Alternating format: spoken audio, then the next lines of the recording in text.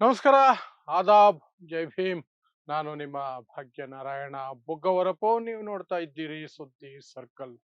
ಜನ್ಸಿ ಹೋರಾಟ ಜಂತರ್ ಮಂತರ್ ಹೋರಾಟದೊಂದಿಗೆ ಮುಗಿದು ಹೋಯ್ತು ಅಂತ ಅನ್ಕೊಂಡಿದ್ರೆ ಬಿಜೆಪಿಗೆ, ಆರ್ ಎಸ್ ಎಸ್ಗೆ, ಸಂಘ ಪರಿವಾರಕ್ಕೆ ಮತ್ತು ಮೋದಿ ಬಿಜೆಪಿಯ ಅಂಧ ಭಕ್ತರಿಗೆ ಆಘಾತ ಕಾದಿದೆ ಅನ್ನೋದರ ಮುನ್ಸೂಚನೆಗಳು ಸಿಗ್ತಾ ಇದೆ. ಯಾಕೆಂದ್ರೆ ದೇಶಾದ್ಯಂತ ಈಗ ನರೇಂದ್ರ ಮೋದಿ ಒಪ್ಪಲು ಸಾಧ್ಯವೇ ಇಲ್ಲದಂತಹ ವ್ಯಕ್ತಿಯ ರಾಜೀನಾಮೆಗೆ ಬೇಡಿಕೆಗಳು ಬರ್ತಾ ಇದ್ದಾವೆ. ಆ ಕುರಿತಾಗಿ ನಾವು ಹೋರಾಟಕ್ಕೆ ಇಳಿತೀವಿ ಅನ್ನುವ ಸೂಚನೆಗಳನ್ನ ಕಾಕ್ರೋಚ್ ಜನತಾ ಪಾರ್ಟಿಯು ಸಹ ಕೊಡ್ತಾ ಇದೆ. ಆ ವ್ಯಕ್ತಿ ಯಾರು ಅಂದ್ರೆ ನರೇಂದ್ರ ಮೋದಿಯ ಸೇನಾಧಿಪತಿಯ ರೀತಿಯಲ್ಲಿರುವಂತಹ ಅಮಿತ್ ಶಾ. ದೇಶದ ಗೃಹ ಮಂತ್ರಿ ಅಮಿತ್ ಶಾ ದೇಶಾದ್ಯಂತ ದೇಶಾದ್ಯಂತ ಇವತ್ತು ನಾವು ನೋಡಿದ್ವಿ, ಬ್ರಿಡ್ಜ್ಗಳ ಮೇಲೆ, ವಾಟರ್ ಟ್ಯಾಂಕ್ಗಳ ಮೇಲೆ, ರಸ್ತೆಗಳ ಮೇಲೆ ಬ್ಯಾನರ್ಗಳನ್ನ ಹಾಕಿ ಅಮಿತ್ ಶಾ ರಾಜೀನಾಮೆಗೆ ಒತ್ತಾಯ ಮಾಡ್ತಿದೆ. ಜನ್ಸಿ ಮತ್ತು ಹೋರಾಟದ ಎಚ್ಚರಿಕೆಯನ್ನ ಕೊಡ್ತಾ ಇದೆ. ಯಾಕೆ ಅಂದ್ರೆ ಈ ಅಮಿತ್ ಶಾ, ಇದೇ ಗೃಹ ಇಲಾಖೆ, ಈ ಅಮಿತ್ ಶಾ ಅಡಿಯಲ್ಲಿ ಬರುವಂತಹ ಪೊಲೀಸರು ಮಕ್ಕಳನ್ನ, ಜಂತರ್ ಮಂತರ್ನಲ್ಲಿ ಪ್ರತಿಭಟನೆಗೆ ಬಂದ ಮಕ್ಕಳನ್ನ ಫೇಶಿಯಲ್ ರೆಕಗ್ನಿಷನ್ ಇಟ್ಕೊಂಡು ಹುಡುಕಿ ಹುಡುಕಿ ಅವರನ್ನ ಟಾರ್ಚರ್ ಕೊಡುವಂತಹ ಕೆಲಸ ಮಾಡ್ತಾ ಇದೆ, ಬೆದರಿಸುವ ಕೆಲಸ ಮಾಡ್ತಾ ಇದೆ. ಎಲ್ಲೆಲ್ಲ ಬಿಜೆಪಿ ಸರ್ಕಾರ ಇದೆಯೋ ಅಲ್ಲಿ.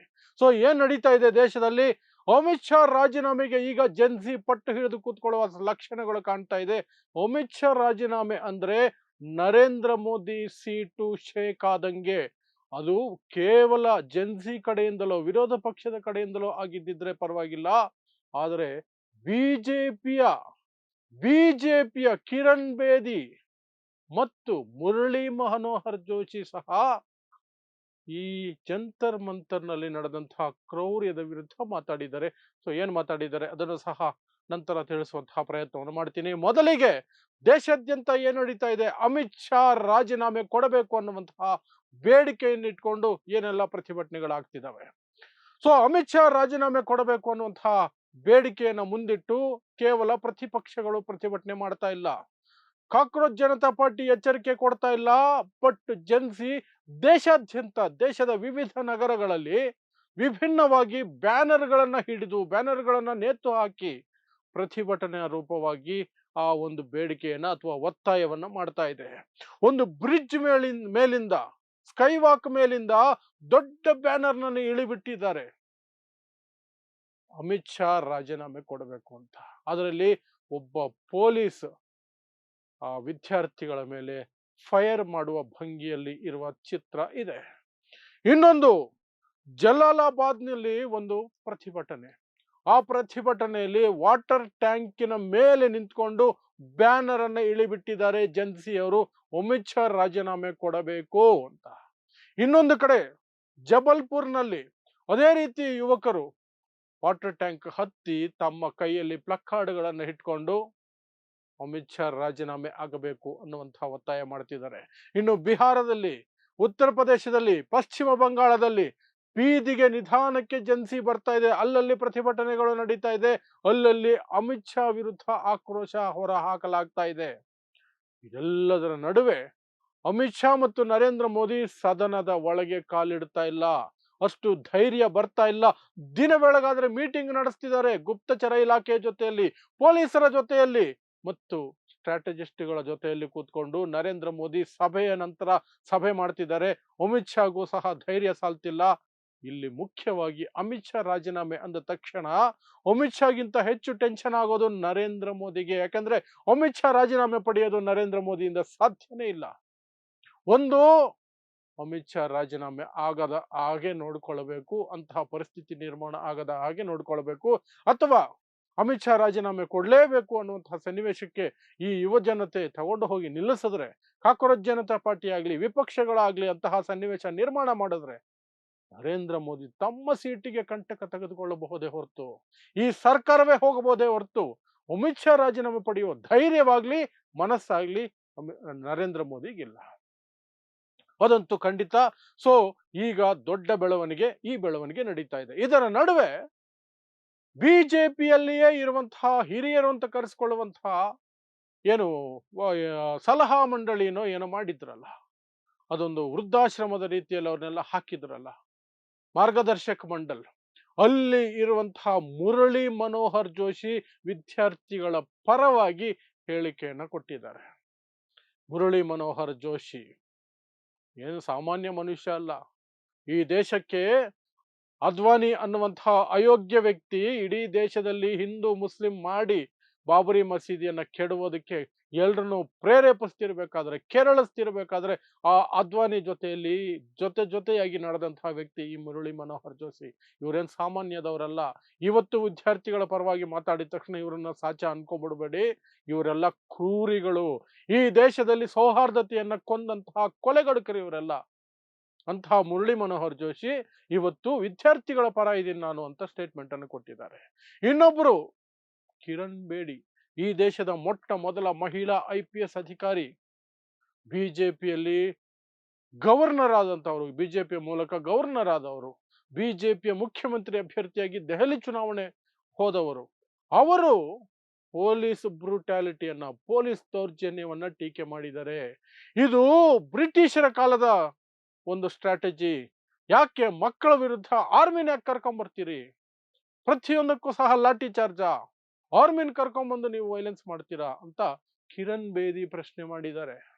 ಸೊ ಅಲ್ಲಿಗೆ ನರೇಂದ್ರ ಮೋದಿಗೆ ಇದ್ದಂತಹ ಸಪೋರ್ಟು ಒಂದೊಂದಾಗಿ ಕಳಚಿ ಬೀಳ್ತಾ ಇದೆ.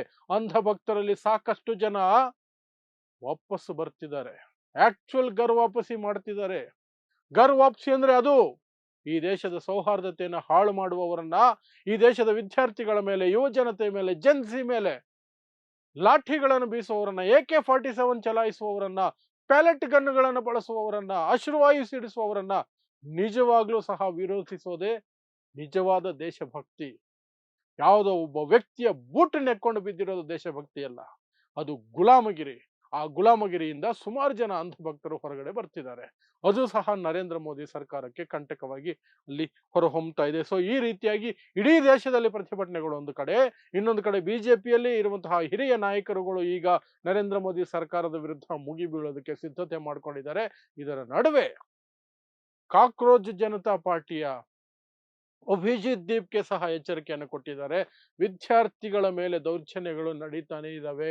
ಇದು ಹೀಗೆ ಮುಂದುವರೆದರೆ ಮತ್ತೊಮ್ಮೆ ನಾವು ಪ್ರತಿಭಟನೆಗೆ ಮುಂದಾಗ್ತೀವಿ. ಈ ಬಾರಿ ಇಡೀ ದೇಶದಿಂದ ಜನ ಬರ್ರಿ ಅಂತ ನಾವು ಕರೆ ಕೊಡ್ತೀವಿ. ಇಡೀ ದೇಶದಿಂದ ಬನ್ನಿ ಅಂತ ನಾವು ಯುವ ಜನತೆಗೆ ಕರೆ ಕೊಡ್ತೀವಿ. ಅದು ಇನ್ನೂ ದೊಡ್ಡ ಪ್ರತಿಭಟನೆ ಆಗುತ್ತೆ ಅಂತ. ಈ ಬಾರಿ ಏನಾದ್ರೂ ಜಂತರ್ ಮಂತರ್ನಲ್ಲಿ ಈ ಹಿಂದಿನ ರೀತಿಯಂತಹ ಪ್ರತಿಭಟನೆಗಳು ನಡೆದು ಅಲ್ಲಿ ಅಮಿತ್ ಶಾ ರಾಜೀನಾಮೆ ಇಲ್ಲದೆ ಈ ಪ್ರತಿಭಟನೆ ನಿಲ್ಲೋದಕ್ಕೆ ಸಾಧ್ಯನೇ ಇಲ್ಲ. ಅಂದ್ರೆ ಧರ್ಮೇಂದ್ರ ಪ್ರಧಾನ್ ರಾಜೀನಾಮೆ ಪಡೆದಷ್ಟು ಸುಲಭವಾಗಿ ನರೇಂದ್ರ ಮೋದಿಗೆ ಅಮಿತ್ ಶಾ ರಾಜೀನಾಮೆ ಪಡೆಯೋದಕ್ಕಾಗೋದಿಲ್ಲ. ನಾನು ಆಗ್ಲೇ ಹೇಳಿದ್ದೀನಿ. ಸೊ ಇದು ನರೇಂದ್ರ ಮೋದಿ ಸೀಟಿಗೆ ಬಂದಿರುವಂತಹ ಕಂಟಕ, ಅಮಿತ್ ಶಾ ಸೀಟಿಗೆ ಬಂದಿರುವ ಕಂಟಕ ಇರಬಹುದು. But on the larger aspect ಕೊನೆಯ ಗುರಿಯಾಗಿ ನರೇಂದ್ರ ಮೋದಿ ಸೀಟು ಶೇಕ್ ಆಗ್ತಿದೆ. ಇಷ್ಟೆಲ್ಲ ನಡೀತಿದ್ರೆ ಸಂಸತ್ತಿನ ಒಳಗೆ ಬರೋದಕ್ಕೂ ಸಹ ಧೈರ್ಯ ಇಲ್ಲದೆ ಅಮಿತ್ ಶಾ ಕದ್ದು ಓಡಾಡ್ತಿದ್ದಾರೆ. ಸಂಸತ್ತಿನ ಆವರಣಕ್ಕೆ ಬಂದರೂ ಸಹ ಸದನದ ಒಳಗೆ ಬರ್ತಾ ಇಲ್ಲ. ಇನ್ನು ಪ್ರತಿಪಕ್ಷಗಳು ಸಂಸತ್ತಿನ ಆವರಣದಲ್ಲಿ ಪ್ರತಿದಿನ ಪ್ರತಿಭಟನೆಗಳನ್ನ ಮಾಡ್ಕೊಂಡಿದ್ದಾರೆ. ಇವತ್ತು ದೊಡ್ಡ ಲೆಂತಿ ಬ್ಯಾನರ್ ಹಾಕೊಂಡು ಪ್ರತಿಭಟನೆಗಳನ್ನ ಮಾಡ್ತಿದ್ರು. ಅಮಿತ್ ಶಾ ಯಾಕೆ ಬರ್ತಿಲ್ಲ, ಸದನಕ್ಕೆ ಯಾಕೆ ಬರ್ತಿಲ್ಲ ಅನ್ನುವಂತಹ ಪೋಸ್ಟರ್ ಅನ್ನ, ದೊಡ್ಡ ಬ್ಯಾನರ್ ನ ಇಟ್ಕೊಂಡು ಪ್ರತಿಭಟನೆ ಮಾಡ್ತಿದ್ರು. ಅದರ ಜೊತೆಗೆ ಇವರು ಕೇವಲ ಮಕ್ಕಳ ಮೇಲೆ ದೌರ್ಜನ್ಯ ನಡೆಸೋದು ಮಾತ್ರ ಅಲ್ಲ, ಹುಂಡಿ ಕಳ್ಳರು, ಚಂದಾ ಚೋರ್ ಅಂತ ಹೇಳಿ ಅಲ್ಲಿ Pappu Yadav MP, independent MP Pappu Yadav ಸನ್ಯಾಸಿಯ ರೀತಿಯಲ್ಲಿ, ಪೂಜಾರಿಯ ರೀತಿಯಲ್ಲಿ ವೇಷ ಹಾಕೊಂಡು ಹುಂಡಿ ಇಟ್ಕೊಂಡು ಕೂತಿದ್ರೆ ಕಾಂಗ್ರೆಸ್ಸಿನ ವಿಪಕ್ಷಗಳ ಎಲ್ಲ ನಾಯಕರು ಹುಂಡಿ ಕಾಸು ಹಾಕೋದು, ಅದನ್ನ ಅವನು ಕದಿಯೋದು ಪೂಜಾರಿ. ಹೀಗೆ ಒಂದು ಪ್ರಹಸನ, ಒಂದು ನಾಟಕವನ್ನ ಮಾಡಿ ಎಲ್ಲರ ಗಮನವನ್ನ ಸೆಳೀತಾ ಇದ್ರು. ಈ ಸರ್ಕಾರ ಹುಂಡಿ ಲೂಟಿ ಸರ್ಕಾರ, ಮಕ್ಕಳ ಮೇಲೆ ದೌರ್ಜನ್ಯ ನಡೆಸುವಂತಹ ಸರ್ಕಾರ, ಭ್ರಷ್ಟಾಚಾರ ಸರ್ಕಾರ, ಪೇಪರ್ ಲೀಕ್ ಸರ್ಕಾರ ಅಂತ ವಿಪಕ್ಷಗಳು ಸಹ ತೀವ್ರ ವಾಗ್ದಾಳಿಯನ್ನ ನಡೆಸ್ತಾ ಇದ್ದಾವೆ, ತೀವ್ರ ದಾಳಿಯನ್ನ ನಡೆಸ್ತಿದೆ. ಇದರ ನಡುವೆ ದೇಶಾದ್ಯಂತ ಯುವ ಜನತೆ ಅಮಿತ್ ಶಾ ರಾಜೀನಾಮೆಗೆ ಪಟ್ಟು ಹಿಡಿದಿರುವುದು ಮಾತ್ರ ದೊಡ್ಡ ಟರ್ನಿಂಗ್ ಪಾಯಿಂಟ್ ಆಗುತ್ತೆ. ಐತಿಹಾಸಿಕವಾದಂತಹ ಟರ್ನಿಂಗ್ ಪಾಯಿಂಟ್ ಆಗಲಿದೆ ಈ ದೇಶದ ಚರಿತ್ರೆಯಲ್ಲಿ. ಖಂಡಿತ ಆಗತ್ತೆ. ಯಾಕೆಂದ್ರೆ ನರೇಂದ್ರ ಮೋದಿ ರಾಜೀನಾಮೆ ಕೇಳೋದು ಒಂದೇ, ಅಮಿತ್ ಶಾ ರಾಜೀನಾಮೆ ಕೇಳೋದು ಒಂದೇ.